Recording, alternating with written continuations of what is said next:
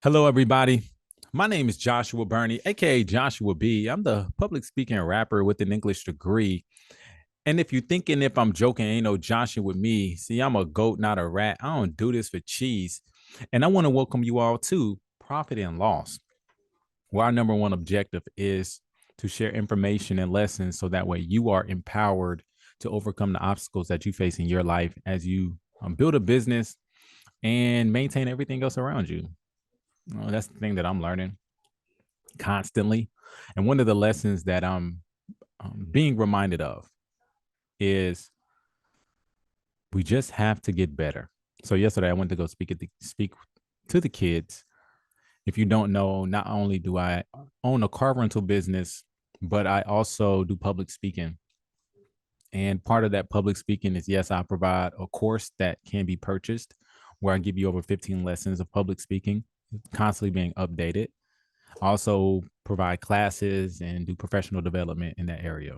And in addition to that, I do a student success workshop, and it runs between 5 to 6 weeks, 2 times a week, where I go in and we talk. I talk to the kids. We do a workbook, and we talk about things from goal setting to self esteem to confidence to being creative to building a business to, of course, being in school. You got to get your grades right, and what does that look like, and what does this mean for the future? And I ran into an interesting scenario yesterday where we was recapping where we've been, and I realized when we got to the goal setting point, it's hard to discuss goals without equally discussing a strategy. And too often I have found for myself that I overlook the importance of the strategy, and more importantly, I also have saw my ping ponging of decision making in that strategy, which is the more dangerous thing. It is better to pick one path and go with it and stick with it versus starting out on a path, jumping to another path, starting that, jumping to another, starting that, jumping to another. Is there a dynamic of a strategy or a plan to where you must let it organically grow and change? Yes, I do believe that. But there is a that's different from jumping ship. And we were talking about their goals and what they wanted to achieve. And I said, okay, great. What are we doing to achieve that goal? And they couldn't answer the question. And it made me re-evaluate how I was going about discussing the goals. Great. It's great that we have goals. If I read a study by LinkedIn, and they said that 3% of the population has goals, 1% of the population actually writes them down. If you have goals, fantastic. If you write those goals down, you're even in a higher tier. But I'm now seeing that the next tier, that less than 1%, has a great strategy, even a decent strategy or a strategy into achieving those goals. And an example of what this looked like yesterday, one of the kids said, man, I really wanted to improve my grades. And I said, okay, great. How do you improve your grades? They said, well, you got to do work. I said, okay, what kind of work are you doing? They said, well, I'm just, turning my work in. Well, the question is, are you doing good work or bad work? Well, I'm doing bad work. Okay, great. How do you do good work? Well, I have to turn the work in. Well, yes, it's true. You do have to turn the work in, but what level of quality work are you turning in? And so we started to ask a series of more questions, and the kids couldn't answer it. They had the goal of making A's and B's. And mind you, these are kids with low grades across the board. It's how do you get them from low grades to higher grades? And it is a conversation of putting forth a strategy. And not only putting forth a strategy, but an example of the yesterday, it is what type of work are we turning in? Are we just turning the work in and then saying we should get good grades? Well, no. Are you doing good work? And to do good work, are you reading the subject? Are you reviewing the subject more than once? Then, when you're turning in the work, are you ensuring that you're putting the right, hopefully the right answers on there? Are you doing it in a timely fashion? I mean, I do get that there are times when you may turn in some work late, but some of these kids missing so much work, they're playing catch up, and so they can't put in good work. So they want to reach their goal of achieving higher grades. It's impossible because you're not even turning in work. You're not even turning in bad work. You know, bad work you can still get graded on. No work, there's no grade at all. And it made me again reevaluate. Okay, Joshua, let's go about this a little bit differently. And here's what I see constantly is some problems don't show themselves until you fix the previous problem. So yes, the previous problem that these kids faced were they just didn't have goals. But now that we have goals, the new problem arises, which is how do you achieve those goals? Which again requires me to say, can I do this differently and better so that way we can strategize so that way they can reach their goals. And I want to repeat that some problems don't arise until you fix another problem. And truthfully, the problem existed before you even started the first problem. But our focus and our energy and our cognitive thinking is going to fix that problem that we don't even see the other problem sitting right there. And that's okay. I've learned that that's okay. It's a part of the process. It's a part of getting better. It's a part of the challenge. It's a part of growth. And I've learned to accept that even outside of going to the kids and speaking, but even my own life. Like, okay, I have a problem in front of me. Then I look up, I fix that problem. I would look up and there's another problem. And I had to realize a couple of months ago, that problem was already there. I just didn't see it. Because I used to get so irritated. Like, man, I saw one problem, here another problem. I saw that one, here another one. And then I just realized like it was already there.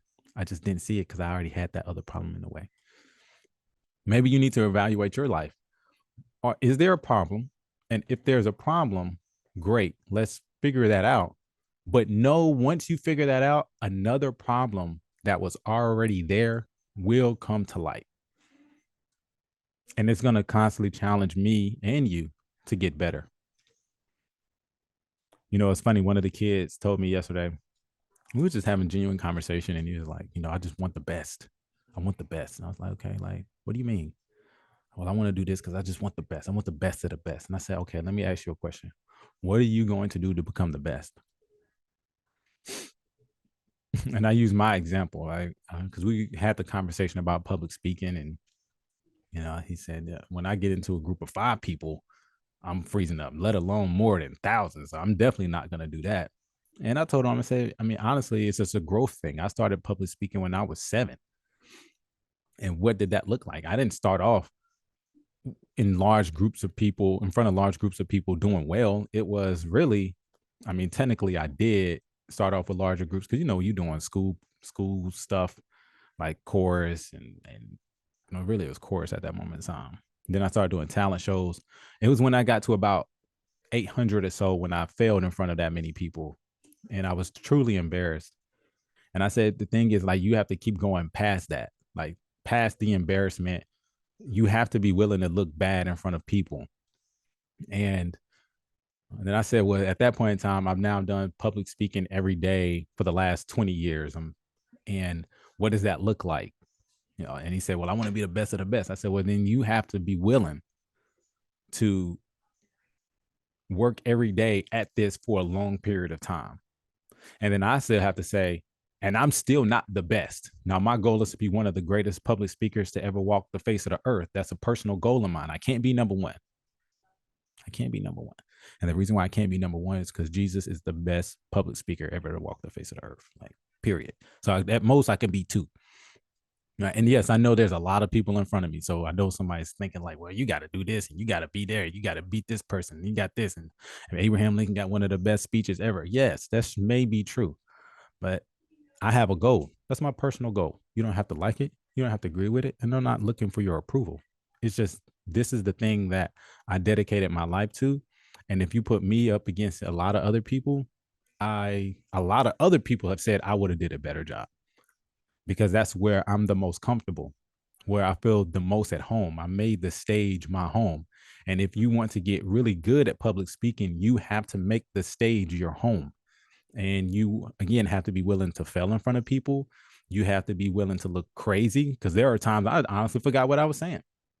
Or there are times when I fumbled over my words or said things I shouldn't have said, did things I shouldn't have did. There's times when I didn't properly read the room. There are times when I said something that I didn't take it back or I didn't clean it up. Like all these things.